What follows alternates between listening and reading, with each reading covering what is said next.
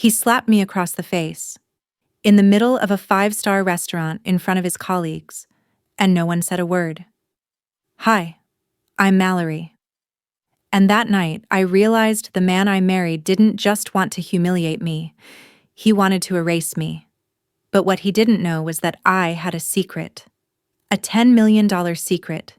And the strength to burn his entire world to the ground. What would you do if the person who vowed to protect you became your greatest enemy? Would you walk away quietly? Or make sure they never rise again? Tell me in the comments. Have you ever been betrayed by someone who wore a perfect mask? Let me take you back to where it all began. You wore that? God, you're so ugly when you get upset. The words slapped me harder than his hand ever could. And yet, moments later, he made sure to fix that too. I remember the exact moment, the glint of silver cutlery under candlelight, the polite laughter of men in suits far too proud of themselves, and the way the velvet of my navy dress clung to me like shame. I had spent nearly 2 hours getting ready, hair curled, mascara right, lipstick precise. Tonight was the first time Sawyer invited me to dinner with his colleagues, people he usually kept walled off from the personal. It felt important. It felt like maybe he was letting me in. But from the moment I walked in, I knew. I was decoration, a detail he forgot to trim. Sawyer didn't stand up, didn't smile, didn't say hello. He just glanced up briefly and muttered, "You wore that?" Then turned back to his whiskey, like I was an overdressed waitress who'd interrupted the meeting. One of his colleagues chuckled. I didn't even catch who. The rest? Kept their eyes on their glasses like they didn't see me. I slid into the seat beside him, forced to smile. "Traffic was brutal," I said, trying to sound breezy like my stomach hadn't just flipped. No one replied. For the next 40 minutes, I listened as Sawyer told stories about deals I'd never heard of. Men I didn't know. Clients he never mentioned. Each story slicker than the last. I tried to laugh when appropriate, tried to add a comment once or twice. Every time, I was either cut off or ignored completely. When I said something about a merger I'd read about in the Times, Sawyer leaned back, smirked, and said, "That's not how business works, sweetheart." His tone, that carefully balanced blend of mockery and dismissal, sent a flush of heat to my cheeks. And then, the food came. "You sure you want to eat all that pasta?" he asked, loud enough for the table to hear. A smirk from his right, a chuckle from the left. I froze. "That dress really highlights your curves," he added, almost casually, sipping his wine. "Hope it stretches." Laughter again. Not mine. I should have stood. I should have thrown the wine in his face. I should have walked away. But I smiled. That tight, lip-curled, no-teeth smile that women learn too well. The one that says I'm fine even when you're bleeding inside.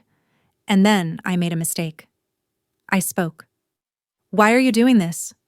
His hand didn't rise with warning. There was no twitch, no tell. It just happened. A swift motion, a sharp crack. My face burned. My ears rang. Silence fell like a dropped glass. No gasp. No one stood. No waiter rushed over. The laughter didn't just die. It evaporated, like it had never been there. Sawyer leaned back in his chair, unbothered. "She's being dramatic," he said to no one in particular. "She does that." I touched my cheek. My vision blurred, but not from tears, from clarity, because right then, in that beautiful, expensive restaurant, I understood something I'd been refusing to see for years. Sawyer didn't just dislike me, he disrespected me, loathed me, maybe even hated me, and he was proud of it. I stood up, the chair scraping loudly against the polished floor. Every head turned toward me then. Now they wanted to see. Now that there was blood in the water. But I didn't cry. I didn't scream. I didn't run.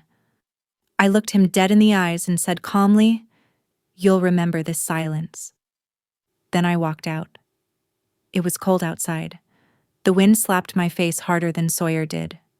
The night air was sharp, the kind that cut into your lungs when you're not breathing right. I didn't hail a cab. I walked. Block after block, my heels clicking against concrete like war drums, mascara smudging down my cheeks, every step scraping off a layer of denial. When I got home, the silence nearly suffocated me. The house was dark, empty. Of course he didn't come home.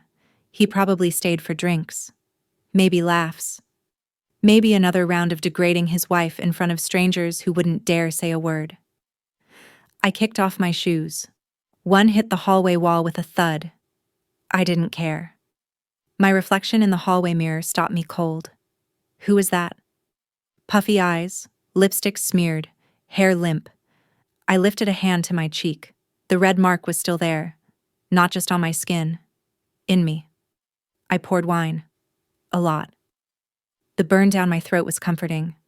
It drowned out the roar in my chest. Then my phone buzzed. At first I expected Sawyer. An apology. A threat. A demand. But no. Camille Reese. I blinked. Opened the message. Saw something you might want to see. It's time. Let's talk. My grip tightened around the wine glass. Camille, my college roommate, now a lawyer, one of the good ones. She never liked Sawyer, and he hated her for it. I opened the attachment. Sawyer done. Account activity. Unauthorized transfers. Recipient. A. Lock. Alias. Marketing. V43 payments. Amount. $117,300.92. My heart stopped. My jaw clenched. The password I hadn't had for years. Camille had found a way in. And what I saw in that spreadsheet? It wasn't just a betrayal. It was a map. And suddenly, the slap didn't sting anymore. You didn't just get slapped tonight, Mallory. You got your motive handed to you.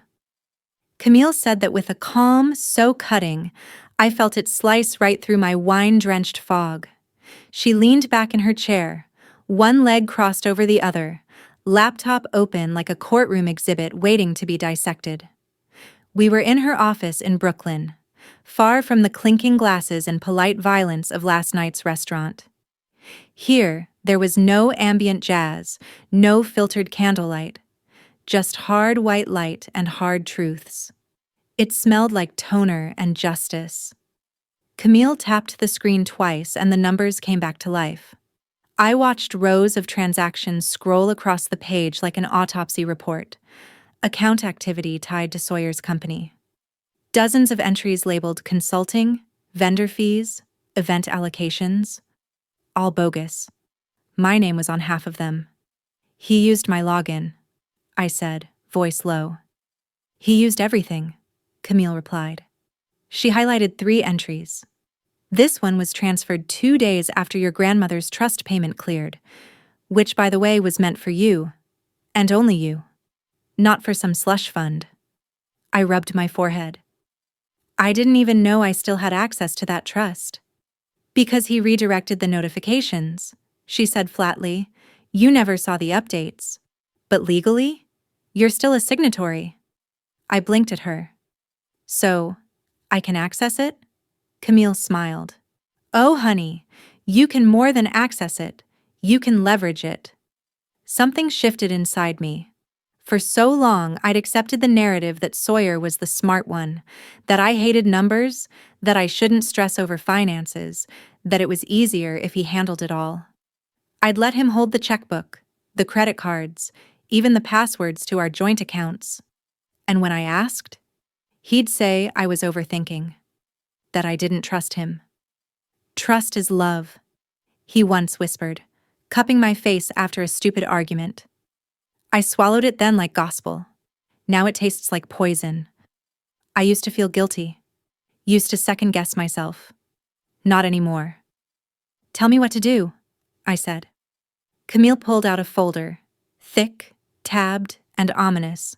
First, We move fast. We recover whatever funds we legally can. Second, we trace where the rest went. And third, she said, closing the laptop and looking me dead in the eyes, we make sure he doesn't see you coming. I didn't answer right away. My hands were trembling, but not from fear. From adrenaline. From anger finally finding direction. He always said I was too soft, I murmured. Let's make that my weapon. Camille's grin turned razor sharp. Welcome to the war. She stood, grabbed the remote and switched on the projector mounted behind me.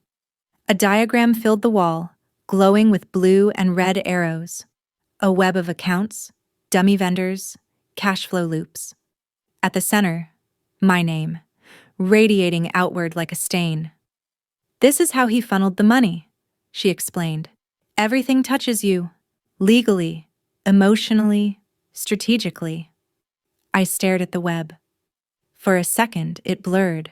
I could almost see my past self tangled inside it, the obedient wife, kept in the dark, smiling for family photos while her name was being weaponized. Not anymore. The next few hours were a blur of action. Camille walked me through permissions I didn't know I had. We called the bank, and with Camille as my counsel, I regained access to the joint account. When the banker hesitated, Camille didn't. You're speaking to the legal co-owner of the account, backed by trust funds and signature rights. Would you like me to loop in compliance, or will you proceed? They proceeded. Camille printed everything. I signed slowly, methodically. Her office smelled faintly of burnt coffee and old printer ink.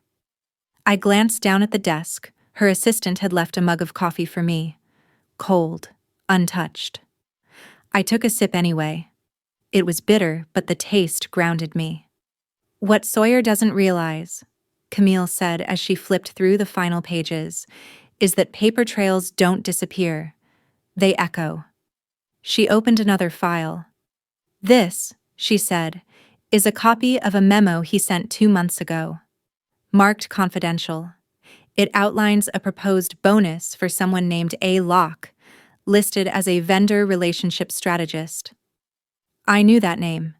Avery Locke. He had mentioned her once, months ago. Said she was an intern, that she was barely competent but great with coffee orders. Now she was getting $117,000. I stared at the document. She's not just the affair, is she? Camille didn't look up. She's the laundromat. A beat of silence passed. I felt something inside me crystallize. It wasn't rage. Rage was chaotic. This was colder, more deliberate. I want to hit him where it hurts, I said softly. Camille closed the folder, nodding. Then we build our case. And we make Thanksgiving one he never forgets. I looked at her. What's next? She leaned forward. We talked to the laundromat. For a brief moment I felt dizzy, like I was looking down from a great height at the person I used to be. The Mallory who made excuses, who looked away, who believed love meant surrender. That woman was gone.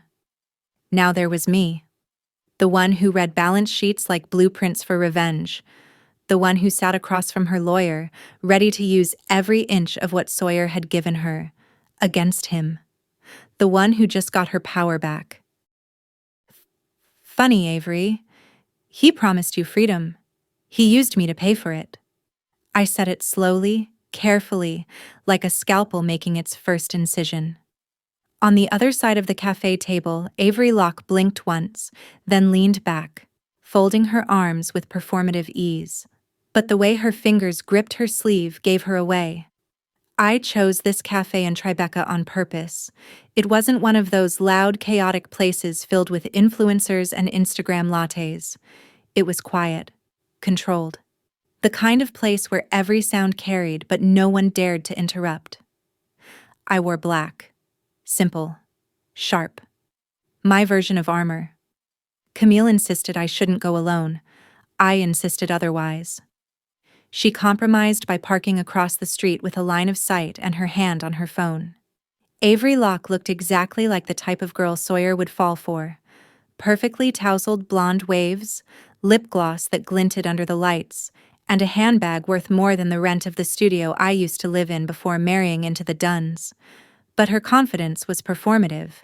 And today, I wasn't here to play nice. "You're the wife?" she said with a sneer, tilting her head. "Didn't think you'd be the type to call? Because Sawyer told you I was boring, broken, dependent?" She didn't answer. She didn't have to. I slid the folder across the table, then gently opened it, like I was showing her a photo album. Inside, bank statements, wire transfers, and screenshots of emails, all pointing to her. All under my name. All illegal. "This is a problem," I said calmly, tapping the highlighted line showing a $34,000 transfer labeled Event Partnership, Lock Strategies. Her face stiffened. "He said this was covered," she replied. "Was it?" I leaned in, soft and deliberate. "Because you used your personal account to receive funds from a corporate entity. You masked it as consulting work. You didn't file it. Didn't report it. And the source of those funds?" I paused. "My trust." She opened her mouth, but nothing came out. "You think this is about the affair?" I added, voice low. "That's your mistake. That's what he counted on. Distraction." I reached into my purse and placed a small voice recorder on the table. "He said you'd never find out," she started, then bit her lip. "Finish that sentence." Her hands trembled slightly as she reached for her coffee, now cold. Her perfect pink nails clinked against the porcelain. "He said, you never checked the finances," she mumbled. "That you signed whatever he asked you to." I smiled. He wasn't wrong. Until now. She shifted in her seat, shoulders no longer square. Her mask cracked. Just a hairline fracture. But it was enough. I pressed harder. "I know about the memo he wrote. I know you're listed as a vendor strategist for a company that doesn't exist." I took out my phone and swiped to the photo Camille had found, the registration form of Lock Strategies LLC, created 3 months ago with an apartment address and a Gmail contact. Camille can subpoena every transaction. The SEC already has a flag on the account. The moment I trigger the report, your name's on the first page. Avery's mouth opened, then shut, then opened again. "He told me it was temporary," she whispered. "That it was just a workaround while his firm sorted tax issues. He promised he'd make it right." I raised an eyebrow.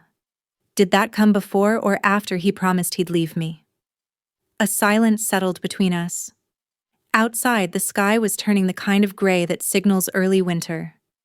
Avery rubbed her forehead, her polished persona crumbling by the second. "I have copies," she said suddenly. "Emails, texts, bank receipts. I saved them." I nodded once. "Smart girl." "You're going to destroy him, aren't you?" "No," I replied, standing up and slipping the recorder back into my purse. "You are." Before leaving, I slid her a burner phone Camille had prepped. "Send everything by tonight. Camille will text you instructions. If you comply, we won't name you as a co-conspirator." As I walked away, I caught her reflection in the glass. She didn't look smug anymore. She looked like a woman realizing she'd been played by someone who never planned to lose. Back in Camille's car, I handed her the phone. "She's cracking," I said. "She'll fold," Camille replied. "Girls like her always do when the heat hits." That night, the files came through, hundreds of them, forwarded in batches from multiple inboxes, emails from Sawyer, each more damning than the last. He didn't just cheat me, he used me, used my legal access, my name, my trust, and funneled it all through a glorified intern who didn't even realize she was laundering money. One email read, "Make sure it looks like vendor work. Mallory's name still has clean credit lines, so we're covered if there's ever an audit." Have you ever discovered that someone used your name, your trust, and your silence to commit something unthinkable? That sickening moment when you realize you were nothing but a tool in someone else's plan? If you've ever felt used like that, leave a comment with the number 7 below. Now, let's see what I do with the truth. Another. If anything goes sideways, I'll say it was her. She never checks anything. My stomach twisted, but I didn't flinch. Instead, I forwarded everything to Camille. She called instantly. "This is it," she breathed. "This isn't just enough to freeze accounts. This is enough to open a criminal case." I stared at my screen, the light from the phone casting long shadows across my bed. I hadn't slept. I didn't plan to. Camille's voice came through, steady as ever. "He's done." A small smile tugged at the corner of my mouth. "No," I whispered. "We've just started." They uninvited me from Thanksgiving, so I brought the law as my +1. The air outside the Dunn estate was bitter cold. The driveway curved like a perfect white smile, clean, symmetrical, soulless. Cars lined both sides. Mercedes, BMWs, one Bentley. It was exactly the kind of Thanksgiving Rowena Dunn would host. Grand, curated, the perfect illusion of a flawless American family. I adjusted my coat collar and stepped out of the car. Camille exited on the other side, heels clicking with precision against the stone. She looked like retribution wrapped in black wool and pearl earrings. "Ready?" she asked, holding a thick leather case. I nodded once. "Let's give thanks." 2 days earlier, Rowena called me, syrupy sweet, her voice dipped in venom. "This year, it's just family, dear. Given everything, we feel it's best you rest." I didn't argue. I didn't beg. I just smiled while gripping my phone so tightly my knuckles turned white. And now, I was about to walk into her perfectly arranged chaos, not for a seat at the table, but to flip it over. The butler opened the door before we even rang. "Mrs. Dunn?" he said nervously, recognizing me. "I wasn't told." "I know," I replied, stepping inside, "but I RSVP'd with legal standing."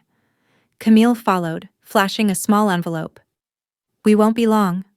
The house smelled like roast turkey, vanilla, and curated legacy. From the grand foyer, we could see the dining hall, chandeliers glittering, guests in silk and tailored jackets lifting glasses in practiced gratitude. Rowena spotted me first. She froze mid-toast, a champagne flute hovering just below her chin. Her smile faltered only for a breath before she composed herself. "Mallory," she said, voice stretched tight, "this is unexpected." Sawyer, seated at the head of the table like some self-appointed monarch, turned just as pale. I took a breath, stepped forward. "Don't worry, I'm not here for turkey." Camille set the leather case on the nearest side table and opened it with a snap that echoed across the hall. Inside, legal documents, notarized copies, and a letter with the gold seal of the Lockridge Family Trust. Rowena's smile now looked like it hurt. "What is this?" "An update," Camille answered. "Regarding the inheritance Mallory's grandmother left exclusively in her name, and some misdirected usage by parties who no longer have access." Gasps rippled. Someone at the table actually coughed on their wine. I turned to the room. I may not be part of this family anymore, but legally I still own a large piece of its assets. I let that sink in. Camille lifted the trust document, reading with clear precision. "Effective immediately, control of all remaining Lockridge Trust funds reverts solely to Mallory Dunn. That includes any accounts previously connected to Sawyer Dunn's business interests. The trust also authorizes legal pursuit for any unauthorized redirection of funds. Since 2021, Rowena took a step forward. This is a private matter." "No," I said, locking eyes with her. "This became public the moment your son slapped me in front of his colleagues, the moment you all decided to erase me from your narrative." Sawyer stood. You're causing a scene. And you've caused a crime, Camille snapped back. She reached into the folder and handed a second document to Gilbert, who had remained silent at the end of the table. His hands trembled slightly as he read. The motion didn't escape me. This is a cease and desist, Camille added. All continued usage of Mallory's name, signature, or financial identity across Dunn Holdings must stop immediately. You have 24 hours to comply. I should have known you'd do this today, Sawyer growled. Can't stand not being the center of attention. I laughed. Oh, this isn't about attention. It's about accountability. And Thanksgiving seemed appropriate. Rowena's voice hardened. What do you want, Mallory? I met her eyes, steady and unflinching. Nothing. I just came to watch Karma serve dinner. And with that, I turned to leave. But before I reached the door, Gilbert spoke, quietly, yet it silenced the room. She's right. All heads turned. Rowena snapped. Excuse me? She's right, he repeated. I warned you, Sawyer. About using that trust, about faking her signature, you ignored me. Sawyer looked stunned. You knew? I suspected, Gilbert said. And I protected you anyway. That ends now. The silence that followed felt like snowfall, soft, but final. As Camille and I stepped back into the cold, I exhaled slowly. The stars were beginning to pierce through the clouds, small and bright. She said, What do you want? Camille murmured as we reached the car. What do you really want?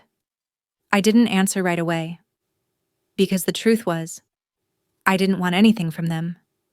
I wanted space, distance, freedom. I wanted them to finally understand that I wasn't the weak one. I was the one holding the match. He said I was just emotional. The SEC said otherwise. It started with a tremor, not a quake, a subtle shift. Emails left unread, a calendar invite that mysteriously disappeared. Sawyer arrived at the office that Monday like any other, suited, composed, caffeinated. He didn't know he was walking into a controlled detonation. I wasn't there to see it in person, but I didn't need to be. Camille had people. Dorian had access. Marcus had motive. Wait until he gets to the boardroom, Marcus had texted me that morning. It's going to be biblical.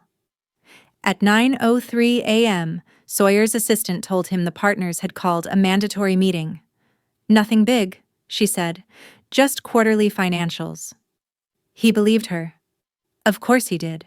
When he walked into the boardroom, he saw faces he didn't expect.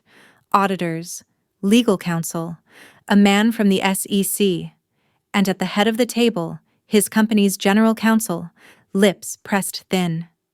The lighting was harsher than usual, fluorescents without filters. The room, usually warm with presentation lights and catered coffee, now felt like a courtroom under a microscope. The usual background hum was absent. No email pings, no hallway chatter, just silence, dense and deliberate. "What's this?" he asked, dropping his briefcase a little too hard. "A routine review," one of the auditors said. "Just a few anomalies in vendor payments." He tried to play it cool. That's always been Sawyer's skill. Playing composed, even when the noose is already around his neck. But then Dorian slid the folder across the table. Inside, bank statements, internal memos, email printouts, and on top, the big red tab marked, "Evidence compiled by Marcus Harlan, whistleblower." Sawyer's face changed, not dramatically, just enough. A single muscle at his temple pulsed. "These were fabricated," he said quickly. "No," Dorian replied. "They were verified." His boss looked up. "Sawyer, do you deny signing off on these transfers?" Sawyer licked his lips. "These were delegated.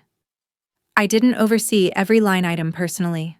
The SEC investigator spoke then, calm, precise, devastating. "You funneled company funds through dummy vendors, Most of them trace back to a personal account. We've traced over $380,000 in unauthorized expenditures. Alleged expenditures, Sawyer snapped. No, the investigator replied, placing a document gently on the table. Documented. Linked directly to Mallory Dunn's trust account and name. We already have the statement from your associate, Avery Locke. He froze. This time, visibly. He didn't argue, didn't pivot. He simply sat back, lips pressed tight. A flicker of something crossed his face. Not shame, not panic, but something closer to disbelief, as if he'd underestimated just how far I was willing to go. He stood. I won't be part of this farce. You're already part of it, Dorian said. You built it. As security entered the room, the moment slowed. Literally. One of the cameras in the far corner, installed during the last compliance update, captured the entire thing. Sawyer's walk to the door, the slow turning of heads, the sudden hush over the staff floor. The sound cut. All that remained was the shuffle of his footsteps and the quiet rustle of suits leaning away. As he was led down the hallway, employees turned. Some whispered. Some looked down. One woman pulled her phone away mid-text, eyes wide. Two junior analysts exchanged a glance, but no one spoke. This wasn't vindication. This was removal. By 10:14 a.m., Sawyer was out. Marcus stood by the glass wall, watching the hallway unfold like a theater stage. One of the junior assistants from accounting glanced up at him, unsure.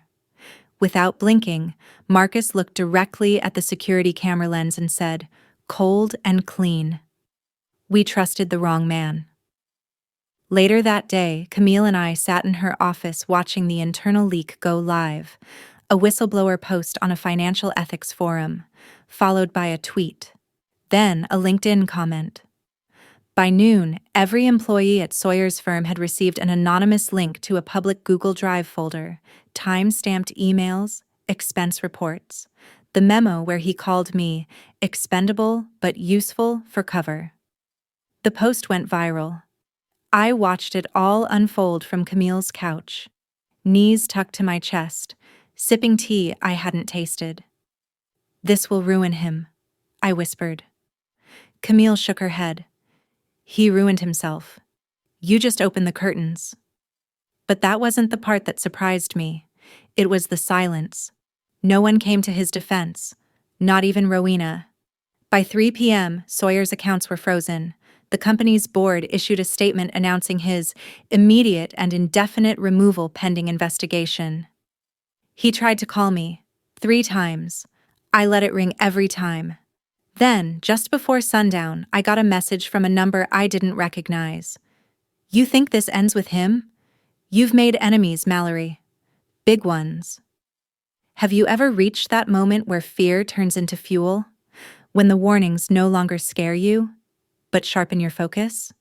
If you've ever had to keep moving even when the threats get louder, leave a comment with the number 9 below. Let's see how far I am willing to go now. I showed it to Camille. She stared at it, then sighed. They're scared. Of me? Of exposure, of what you might bring with you if you keep digging. I wasn't shaken. I was steel. That night, Dorian met me at a corner bar 2 blocks from my apartment. He slid into the booth and dropped a flash drive onto the table. These are his final approvals, he said. He thought no one saw. He was wrong. I took the drive, tucked it into my coat pocket. Why help me? I asked. Dorian looked me dead in the eye. Because you're not the only one he used, but you're the first to fight back. Back home, I loaded the drive onto my laptop. The screen glowed with everything he thought he buried. At the top, a memo Sawyer had saved as a draft but never sent. If this goes sideways, I'll blame her. She doesn't even know what she signed. He was right about one thing. I didn't know. But now I did. And I had names, bank codes, timestamps, and a righteous fury sharpened into perfect surgical precision. This wasn't revenge. It was reclamation. And he wasn't just going to fall. He was going to collapse. They burned my dignity for years. Now I walk through the ashes wearing gold. The apartment was still too neat, too perfect, the kind of space staged for someone else's life. But it was mine. Mine to mess up, to clean, to fill with noise or silence. I woke up to soft light bleeding through sheer curtains, the sky outside cracked with late winter gray. There was no phone vibrating with someone else's agenda. No footsteps pacing with silent anger in the hallway. No man brushing past me without a word. Just the quiet hum of the city waking up, and me, breathing like I hadn't in years. In the kitchen, I brewed my own coffee. Bitter, black, real. I poured it into a chipped mug I found at a thrift shop last week. Its rim was worn, its handle crooked. I liked it. It had character. I let the coffee sit untouched for a long time, the steam rising gently, disappearing into nothing. Across the street, an old woman walked a terrier in a red sweater. A cab honked. A kid ran late for school, hoodie half on. Life was continuing, and for the first time, I felt part of it. I didn't need to check the news. I already knew. The night before, Camille had sent me the official confirmation. The divorce was finalized. The board had voted to pursue legal action against Sawyer. And the trust, the thing he once used as a funnel for lies, now sat untouched, completely under my name. Clean, undisputed, permanent. Camille met me for brunch. No more takeout at her desk. We picked a little cafe downtown with velvet chairs and real butter on the toast. She didn't say much. Just pushed a folder across the table with that same no-nonsense grace that made her unstoppable in a courtroom. "It's done," she said. I opened it. Read the lines. My name, no longer hyphenated, no longer shared. Just Mallory Dunn. I thought I'd feel triumphant, I admitted. Camille nodded. "But you just feel done." "Exactly. Because this wasn't about revenge," she said. "It was survival. You didn't want to win. You just didn't want to lose anymore." I looked at her then, this woman who stood beside me when everything crumbled, and I smiled. "Well, I didn't lose." She smiled back, then tapped the side of my mug gently. "It's cold." I glanced down at my coffee. Cold. Untouched. I didn't reheat it. I just pushed it aside. Some things aren't meant to be revived. That afternoon, I returned to my apartment with the last of my old boxes. Most were filled with useless things, papers I didn't want to keep, candles that had long lost their scent. One was heavier. Inside, the wedding album. I flipped through a few pages. Plastic smiles, curated moments, a white dress that didn't fit right. At the very back was the photo he always liked most. The two of us in front of the lake house. His hand on my waist, like he owned it. Like he owned me. I stared at it for a long moment. Then I ripped it cleanly down the middle. It didn't hurt. That surprised me. Later, Celeste texted, "Can we talk?" We met at the park near my place. She was already there, sitting on a bench with her coat buttoned all the way up, her eyes down on her hands twisting nervously in her lap. "Hi," she said when I approached. Her voice was quieter than I remembered. I sat. Didn't say anything at first. "I owe you an apology," she finally said. "You don't," I replied, meaning it. "I do," she insisted. I knew what he was. I just didn't want to deal with what that meant for me. I let Mom and Dad write the story. I helped edit it. I stayed quiet. "You made me realize I don't have to be part of that anymore," she whispered. "Thank you." I reached over and took her hand, not out of forgiveness, not out of pity, but because I saw something I hadn't expected. Truth. You get to write your own chapter now, I said. She smiled, the first real one I'd ever seen from her. That night, as I curled up on my couch with a book I didn't really read and a blanket I didn't want to share, I felt a calm I didn't trust yet. But I didn't push it away either. Then came another message. From Dorian. Heard you were looking for a fresh start. We've got a spot at the firm. No pressure. Just think about it. I stared at the screen. My heart didn't race. My breath didn't catch. Instead, I smiled and typed 2 words. I'm in. Next morning, I stood on my balcony as the city buzzed beneath me. Taxis swerved, sirens in the distance. Someone laughed from a rooftop nearby. I watched the fog lift from the skyline like a curtain. The light was sharp and golden, not soft like before, clear. Then I grabbed my coat, stepped out the door, and walked 4 blocks down to a new office. The door was glass, the lettering on it still fresh. Reclaim collective legal power for women. Inside, the space was mostly empty. A few desks, a pot of coffee, sunlight pooling on polished concrete floors. Camille stood at the window, reviewing documents. She looked up and smiled when she saw me. "Welcome home," she said. And for the first time, I believed it. I stepped out of the prison built from lies, control, and humiliation, and became the one who writes the story of my own life. No one silences me now, erases me, or makes me doubt my worth. I live with dignity rebuilt from ashes and a peace that no one can take from me again. I've learned that dignity isn't something given, it's something reclaimed. It takes courage, belief in justice, and the refusal to shrink in someone else's narrative. Manipulators may rewrite the truth for a while, but karma remembers what they hope the world forgets. What about you? Have you ever had to rise again after betrayal? Share your story in the comments, because someone out there may need to see themselves in your survival. And if this story resonated with you, don't forget to subscribe. More powerful journeys are on the way to remind you that your voice still matters.